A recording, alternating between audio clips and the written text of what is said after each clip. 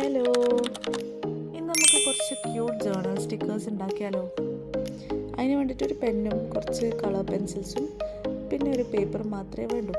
ഒന്നുമില്ല, പിൻട്രസ്റ്റ് എടുക്കുക, അതിൽ കുറച്ച് ക്യൂട്ട് സ്റ്റിക്കേഴ്സ് ഒന്ന് അടിച്ചു കൊടുക്കുക. അത് നോക്കിയിട്ട് നിങ്ങൾക്ക് ആവുന്ന പോലെ വരക്കാം.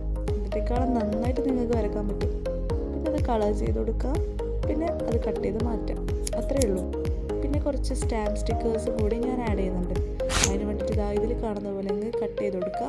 എന്നിട്ട് അതിൽ ഇഷ്ടമുള്ള പോലെ നിങ്ങൾക്ക് ഇഷ്ടമുള്ളത് നിങ്ങൾക്ക് വരച്ചു കൊടുക്കാം. പിന്നെ അടുത്തതായിട്ട് പാറ്റേൺ പേപ്പർ ഉണ്ടാക്കുന്നത്. പാറ്റേൺ പേപ്പർ നിങ്ങൾക്ക് ഇഷ്ടമുള്ള പോലെ കുറച്ച് ലൈൻസൊക്കെ വരച്ച് അങ്ങനെയൊക്കെ ചെയ്താൽ മതി.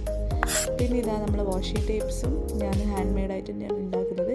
എല്ലാം DIY ആണ്. നമുക്ക് ഇതൊക്കെ വെച്ചിട്ടൊരു ജേർണൽ ഉണ്ടാക്കിയാലോ?